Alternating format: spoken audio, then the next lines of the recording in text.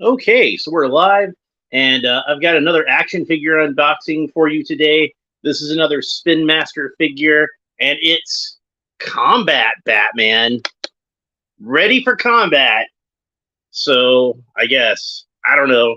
I guess they felt like they needed to come up with some kind of name for this guy, so they did, and that's the one they had. So here on the back, got the cross-sell artwork, got Batman, Robin, Combat Batman, Joker, Red Hood, Batman, Solomon Grundy, and Batgirl. So that's the figures that were in this assortment, and it's pretty much the standard packaging artwork we've come to expect from Spin Master at this point. So without further ado, let's go ahead and open it. And it's got the little thing on the back to open it up, and let's see what kind of accessories he came with. I mainly bought this figure because I thought the accessories would be neat. So here we go. And he's got kind of similar to an accessory we've seen before. This is one of those kind of where it fits together to make a shield, but you can also take it apart to make two gigantic swords. So it's even a little more cartoonish than the previous one. Although I do think that this one looks a lot cooler in shield form than the previous one did. I would probably rather have this one as a shield versus I think I probably still have that one around here somewhere. Yeah, like this one I think kind of works better as those two anime swords. But this one, it's just a little ornate to be a sword blade, you know? So just my humble opinion. And then gigantic Batarang. We got that. And all of these are in the same bronze color. I don't know if that makes any difference as far as the rarity of these go, because I know some of them have more sort of scarcity. So I'm not aware of like which one would be the more sought after. I would imagine that these being the all the same color, that they would be the more sought after ones, but I don't know. I could be mistaken. And there could be more than one where they're all the same color, for all I know. All right, so let's go ahead and get the figure himself out of the back. And he does have that kind of Christmas ribbon kind of cape. That does seem to be on the way out because the Batman figures from the Flash movie had a more sort of the cape material was more sort of like the stuff like you make like a t-shirt out of, or a sports jersey or something like that. A bit like a polyester knit, I guess it was. I don't know. I'm not an expert on fabrics. Somebody who is an expert on fabrics could tell you, but I don't really know. All right, so I can't find my X-Acto knife, so I'm just going to yank him out of there, even though he's got those rubber bands. I don't really like to yank past the rubber bands. So this is another Batman that's not like, it's not exactly a traditional sort of Batman, but I think it's close enough to what you think of as traditional Batman colors. Like even the most, purist of Batman comic book fans would probably look at this and be like, close enough. So I don't mind having him in my collection.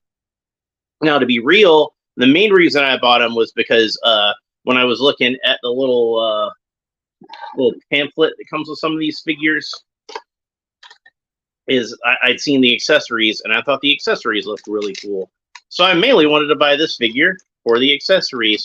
I don't know if we've looked at one of these recently. I think I looked at one of these when I reviewed, Batgirl or Solomon Grundy not too long ago. But I didn't realize Robin came with a bow staff. The black-suited Batman comes with a jetpack, and I wanted to get that black-suited Batman anyway. That one I actually wanted because I like the figure. So I will probably buy him at some point in the future. But yeah, I was looking at it, and I thought the sword that came with this Batman looked pretty cool. And sure enough, the shield on the cross-sell artwork on the poster, it does look to be that same sort of bronze color. So I'm going to assume that this is the more common color for this accessory, just because of that.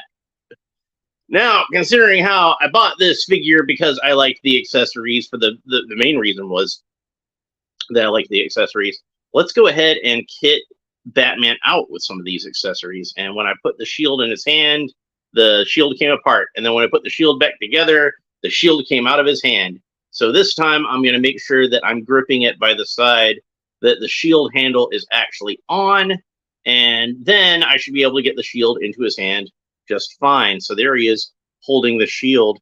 You know, I've joked before, semi-joked, that the proportions on these Spin Master 3 3/4 inch Batman figures remind me a lot of He-Man, and the proportions on the old He-Man action figures. Well, Spin Master did not have to take my comments so literally and actually give Batman He-Man type accessories, but they did. So here he is with a sword and a shield, about to do some combat eventually, I guess. And he's got his giant Batarang. We've talked about this giant Batarang before, so we don't really need to go over it again. It's the same one. I have it in black that came with other Batman figures. I have it in blue that came with other Batman figures. I've got it in all kinds of colors, so we don't really need to talk about that one. But I will talk a little bit more about the sword and the shield. You can see that it's got all kinds of Bat iconography sculpted into it. And the main thing I think of when I look at this sword, and anybody who's an old school Bronze Age Batman comic book fan like I am, they're going to think the same thing. This would be great to use to fight Ra's al Ghul, but they haven't made a figure of Ra's al Ghul, so he's just going to have to stand around holding it awkwardly. I suppose he could fight Bane with a sword. He needs every advantage he can get against that monster, don't he? So yeah, he could fight Bane, I guess. You know, and Darkseid maybe, because I got Darkseid handy. Maybe Darkseid's a little too much for him. Maybe he needs some help from Superman. I think though that he could probably have a good fight with Lex Luthor and his kryptonite axe, and they're both pretty armored up, and they both have some good melee weapons. And I think that might be a good fight, is this Batman versus this Lex Luthor. So yeah, I recommend this figure if, you know, you just want a fun action figure to play around with. It'd be good to give a kid. I mean, any kid is going to want an action figure that comes with a sword, and any kid's going to want a Batman action figure. So here you have a Batman action figure that comes with a really cool sword. I mean, it was probably worth me buying this action figure just to get the sword. I do really like the sword. The shield's pretty cool too.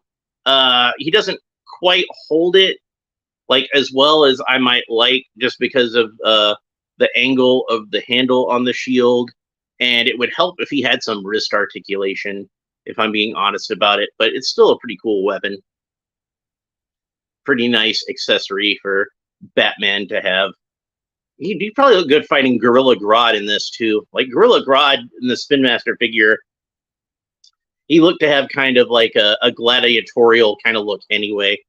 So it'd probably work pretty well for that. But the figure itself, it does have, it's not as heavy armored as, you know, our Superman fighting Batman. It's not as heavy armored as that one, but it is definitely more heavily armored than our standard Batman. So you can see the difference here.